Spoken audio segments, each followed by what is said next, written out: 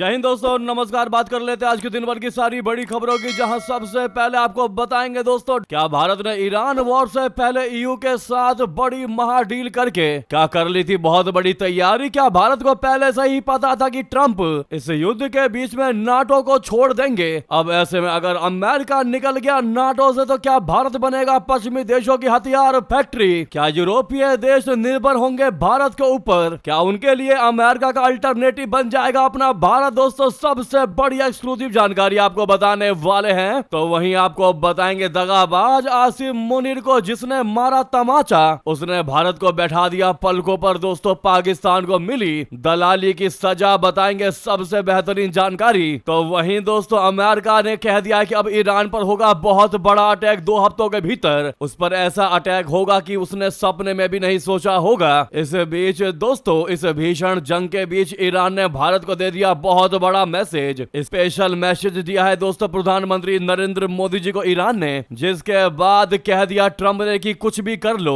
अब हम 100% टैरिफ लगाएंगे भारत के ऊपर भी। जी हां दोस्तों, फिर एक बार ईरान के इस बयान के बाद अमेरिका ने भारत को लेकर सबको चौंका दिया है। क्या कहा ईरान ने, क्या कहा ट्रंप ने, वहीं बताएंगे। अब हमेशा हमेशा के लिए सुनसान पड़ा रहेगा हॉर्मुज। तैयार हुआ आई मैक प्लान, भारत बनेगा गेम चेंजर। दोस्तों आज एक से एक बेहतरीन से बेहतरीन जानकारी बताने वाले हैं। हमेशा की तरह बस आप वीडियो के लास्ट तक बने रहिएगा। और खबरों में आगे बढ़ने से पहले रिक्वेस्ट है दोस्तों, अपने भारत देश की कूटनीति का दिल से समर्थन करते हैं, जमकर समर्थन करते हैं तो वीडियो को सबसे पहले लाइक करके, चैनल को सब्सक्राइब करके, बेल आइकन दबा के कमेंट में जय हिंद और मेरा भारत महान अवश्य कह दीजिएगा। बात करते हैं पहली सबसे आग उगलती हुई खबर की, जहां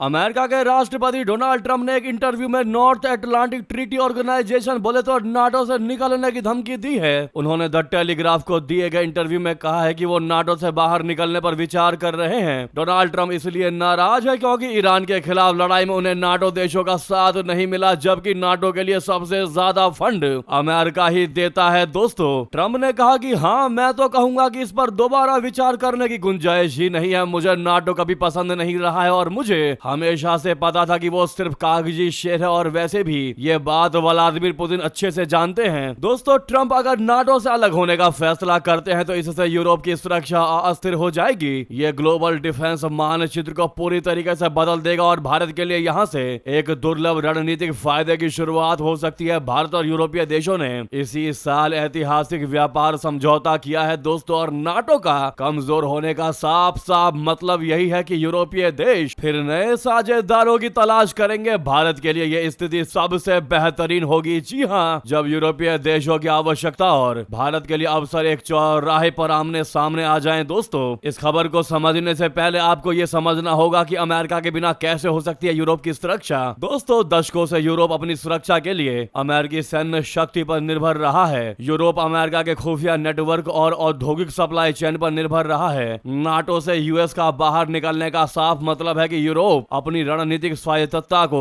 और नहीं टाल सकता है। जी हां, यूरोपीय देशों को अपनी सुरक्षा के लिए पैसों का खर्च बढ़ाना ही होगा। यूक्रेन युद्ध ने पहले ही यूरोप की सुरक्षा को खतरे में डाल रखा है, और अगर अमेरिकी सुरक्षा हटती है तो स्थिति और अलग होगी। इसीलिए यूरोप को असली चुनौती ऐसे साझेदार खोजने में है जो उन्नत क्षमता और भू राजनीतिक स्थिरता दोनों प्रदान कर सके। दोस्तों अब आपको बताते हैं कि भारत ईयू समझौता कैसे बिल्कुल सही समय पर हुआ।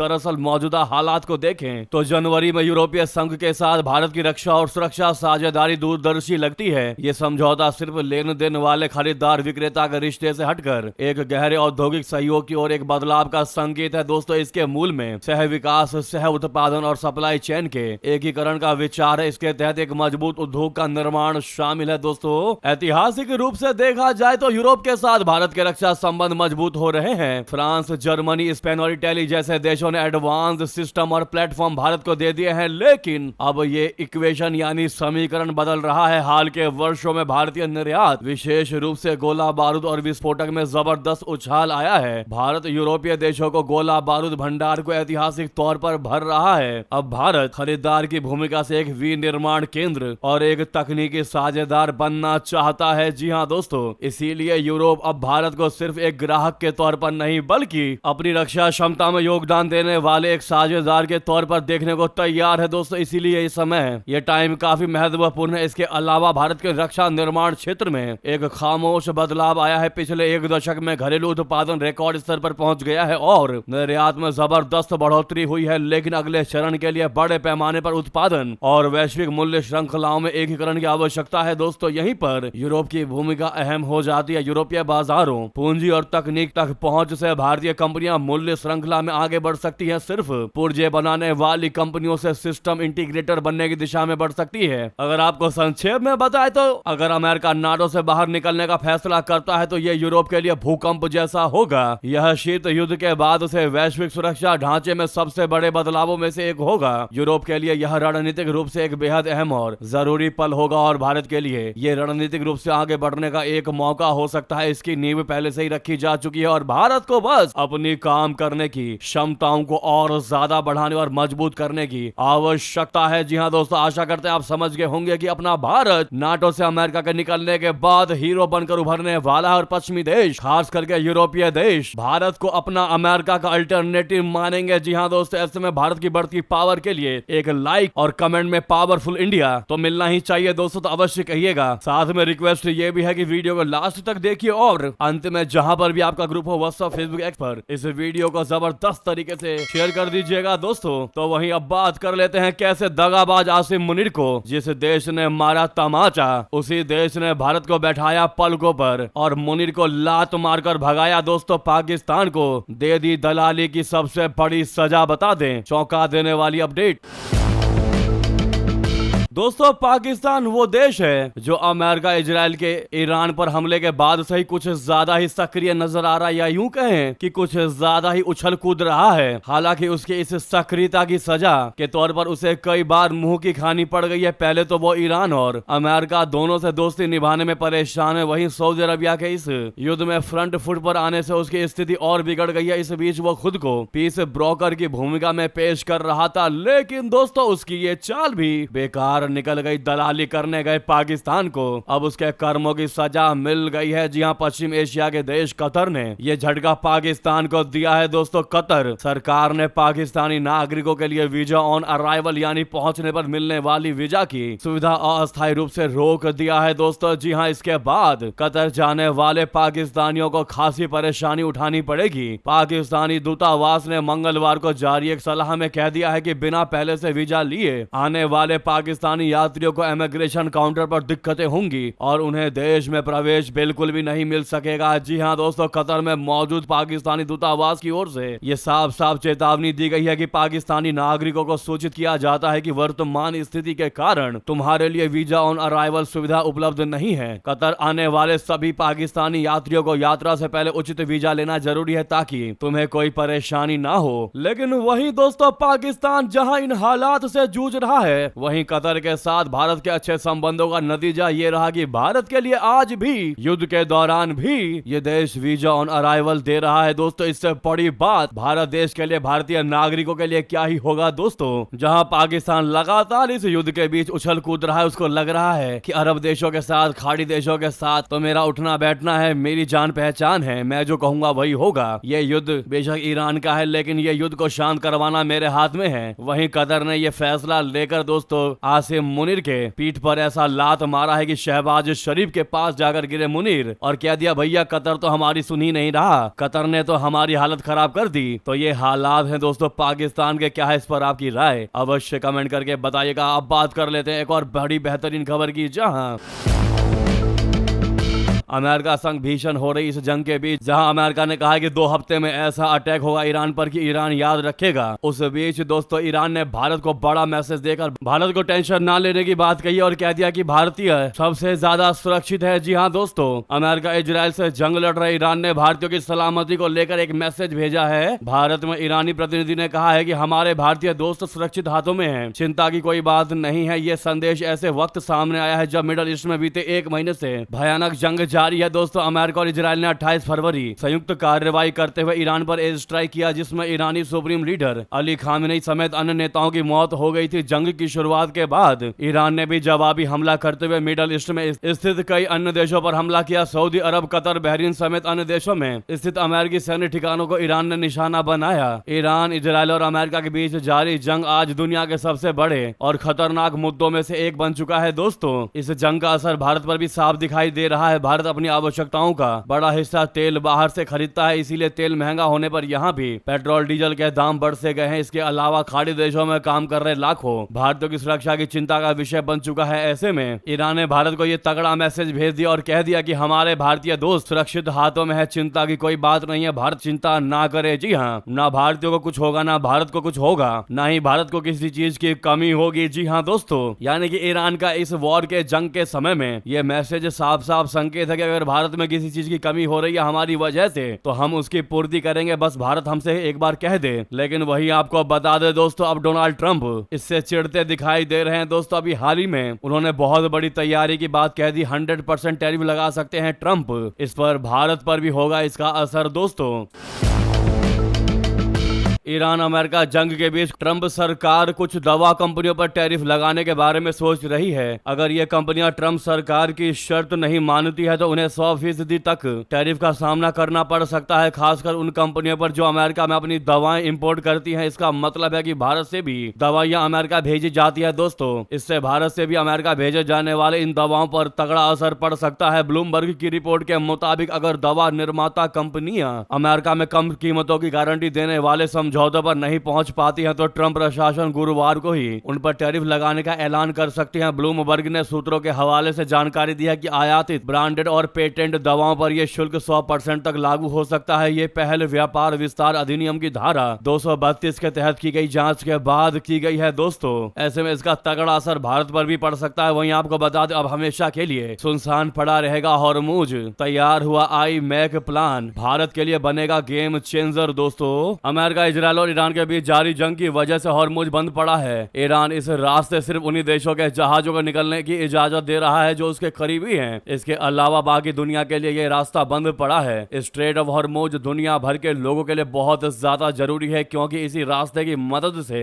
मिडल ईस्ट से दुनिया का 10% तेल होकर गुजरता है। हॉर्मुज बंद होने से ये सप्लाई बुरे तरीके से बाधित हुई है दोस्तों। अब ये कहा जा रहा है कि खाड़ी देश इस हॉर्मुज से अपनी निर्भरता खत्म करने की तरफ विचार कर रहे हैं। कहा यह जा रहा है कि खाड़ी देश इजराइल के हाइफा के रास्ते नई तेल पाइपलाइनों से स्ट्रेट ऑफ हॉर्मुज को बाईपास करने पर गौर कर रहे हैं। फाइनेंशियल टाइम्स ने बताया कि खाड़ी देशों का लक्ष्य पाइपलाइनों, सड़कों और रेल मार्गों का एक नया नेटवर्क बनाना है ताकि वे स्ट्रेट ऑफ हॉर्मुज पर निर्भर रहना बंद कर सके। लेबनानी निर्माण कंपनी कैट ग्रुप के सीईओ क्रिस्टोफर बुश ने ऐसी परियोजनाओं में बढ़ती रुचि की पुष्टि की। उन्होंने फाइनेंशियल टाइम्स को बता दिया कि कंपनी को विभिन्न पाइपलाइनों के बारे में पूछताछ मिली है। जी हाँ दोस्तों, आप सामने ये मैप देख पा रहे होंगे कि यूरोप से अगर भारत तक पहुंचना है तो कैसे पहुंचेंगे, हाइफा के माध्यम से।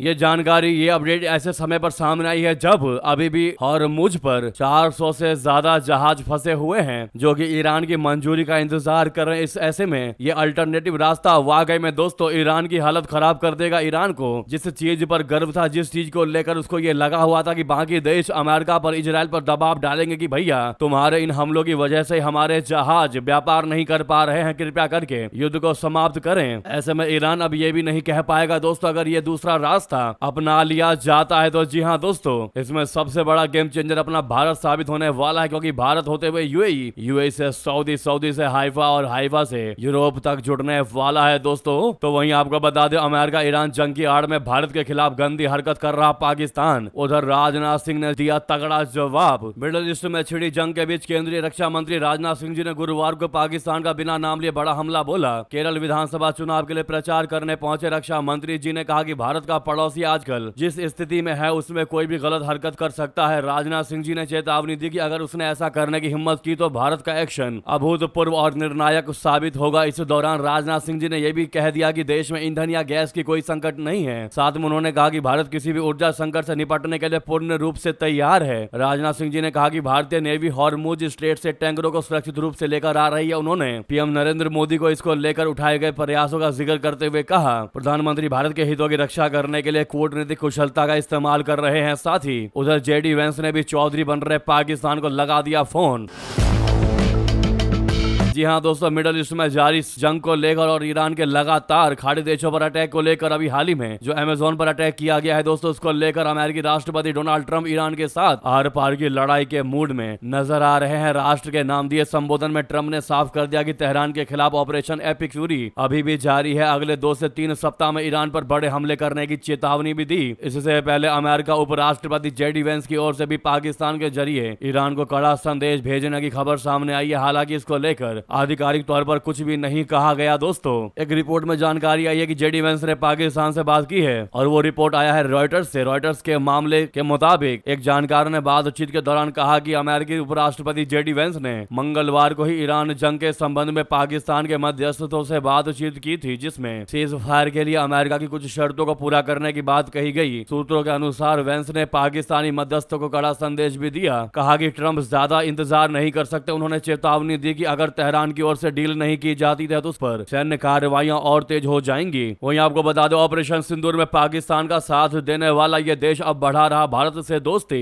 जंग ने पलट दी पूरी की पूरी बाजी। दोस्तों, मिडिल ईस्ट में जंग छिड़ी हुई है। अमेरिका, इजराइल और ईरान के बीच लड़ाई हो रही है और 30 से ज्यादा दिन बीत चुके हैं। फिलहाल कोई भी पीछे हटने को तैयार नहीं है। ऐसे में अमेरिका और ईरान अब तक कई दावे भी कर चुके हैं। राष्ट्रपति डोनाल्ड ट्रंप में जीत की बात करते हुए तो ईरान के मुजतबा खामेनेई वाशिंगटन को तगड़ा नुकसान पहुंचाने का दावा करते हैं। दोनों के दावे भले ही कुछ भी हो, लेकिन असल फायदा भारत को ही होता दिखाई दे रहा है दोस्तों, क्योंकि इस जंग के दौरान उसकी उस देश से नजदीकियां बढ़ी हैं जो उसका विरोधी माना जाता है। और दोस्तों, ये कोई और मुल्क नहीं बल्कि उस मुल्क का नाम है अजरबैजान। दोस्तों, वो अजरबैजान जो पाकिस्तान का अच्छा दोस्त है। ऑपरेशन सिंदूर के वक्त वो खुलकर पाकिस्तान के सपोर्ट में खड़ा था। उसी अजरबैजान ने मिडिल ईस्ट संकट में भारत के लोगों की बड़ी मदद की है। दोस्तों, ईरान में फंसे 215 भारतीयों को अजरबैजान के रास्ते निकाला जा चुका है। इसके लिए हिंदुस्तान ने अजरबैजान का धन्यवाद भी किया। ये आभार बुधवार को बाकू में अजरबैजान के विदेश मंत्री जैहुन बैरामोव और अजरबैजान में भारत के नवनियुक्त राजदूत अभय कुमार के बीच हुई बैठक के दौरान व्यक्त किया गया। भारतीय दूतावास ने बाकू स्थित एम्बेसी में कहा कि हम अजरबैजान के अधिकारियों के प्रति अपनी हार्दिक सराहना व्यक्त करते हैं, जिन्होंने ईरान से भारतीय नागरिकों की सुरक्षित आवाजाही में हमारी मदद की। आप क्या कहना चाहेंगे दोस्तों? ऑपरेशन सिंदूर में पाकिस्तान का साथ देने वाला ये देश अजरबैजान क्यों भारत के साथ दोस्ती बढ़ा रहा होगा? क्या होगी वजह? क्या कहीं अजरबैजान आर्मेनिया को लेकर भारत से रिक्वेस्ट तो नहीं करेगा कि हम आर्मेनिया को हथियार ना दें, या फिर आर्मेनिया के साथ हमारा सुलह करवा दो? क्या कोई ऐसी कोई डिमांड तो नहीं अजरबैजान की? आपको क्या लगता है दोस्तों? अपनी राय, अपना सजेशन, सुझाव कमेंट में अवश्य कहिएगा। तो वहीं आपको बता दें, आखिरकार भारत में रॉ चीफ से मिलने के बाद पाकिस्तान क्यों जा रहे बांग्लादेश के खुफिया प्रमुख? आईएसआई मुखिया संग कर दी बड़ी बैठक। दोस्तों, बांग्लादेश में तारिक रहमान सरकार आने के बाद देश में हलचल तेज हो गई है। बांग्लादेश की खुफिया एजेंसी का मुखिया डीजीएफआई डीजी मेजर जनरल कैसर राशिद चौधरी भारत की यात्रा के बाद अब पाकिस्तान रवाना हो गए हैं। मेजर जनरल कैसर पाकिस्तानी सेना और खुफिया एजेंसी आईएसआई के चीफ से मुलाकात करेंगे। इससे पहले भारत की यात्रा के दौरान बांग्लादेशी सेना के टॉप जनरल कैसर ने भारतीय खुफिया एजेंसी रॉ के मुखिया से मुलाकात की थी। अब जनरल कैसर की अचानक से पाकिस्तान यात्रा से भारतीय सुरक्षा अधिकारियों के कान खड़े हो सकते हैं। बांग्लादेश मीडिया की रिपोर्ट के अनुसार मेजर जनरल कैसर 2 दिन तक इस्लामाबाद में रहेंगे। अभी उनको भारत आए 1 महीने अभी नहीं बीता। दोस्तों, नॉर्थ ईस्ट न्यूज की रिपोर्ट के अनुसार मेजर जनरल कैसर चौधरी को पहले ब्रिगेडियर पद पर पदोन्नत किया गया था और उसके बाद तुरंत बाद उन्हें डीजीएफआई का प्रभारी बना दिया गया था। दोस्तों, ये यात्रा ऐसे समय पर हो रही है जब कुछ दिनों पहले ही पश्चिम बंगाल की पुलिस के स्पेशल टास्क फोर्स ने बांग्लादेशी छात्र नेता शरीफ ओस्मान हादी की हत्या से जुड़े 2 लोगों को अरेस्ट किया है। ये कथित हत्यारे हादी की हत्या के बाद ढाका से भारत भाग गए थे। ये लोग पहले मेघालय के रास्ते भारत में घुसे थे और उसके बाद असम पहुंचे। हालांकि मेजर जनरल चौधरी की इस पाकिस्तान यात्रा पर भारत की कड़ी नजर रहने वाली है। इसके पीछे का कारण ये भी है कि मोहम्मद यूनुस के सत्ता में रहने के बीच 18 महीने के शासन के दौरान पाकिस्तान की सेना ने बांग्लादेश में अपनी जान पहचान और अपनी जड़ें जमा ली थी, जो कि अभी तक जड़ें जमी हुई दिखाई दे रही हैं। दोस्तों, ये यात्रा कुछ ऐसी ही दर्द बयां कर रहा है या फिर खबर या जानकारी बयां कर रहा है। दोस्तों, इस मुद्दे पर आपकी जो भी राय हो अवश्य कमेंट कीजिएगा। लगे हाथों वीडियो को लाइक करके, चैनल को सब्सक्राइब करके, बेल आइकन दबा के कमेंट में जय हिंद कहते कहते, जैसा कि हमने आपको शुरू में बताया, जहां पर भी आपका ग्रुप हो व्हाट्सएप, फेसबुक, एक्स पर, वीडियो को शेयर अवश्य कर दीजिएगा। मिलता अगली बड़ी खबर में। यहां तक बने रहने के लिए आप सभी का बहुत बहुत धन्यवाद, बहुत बहुत आभार। जय हिंद, जय भारत।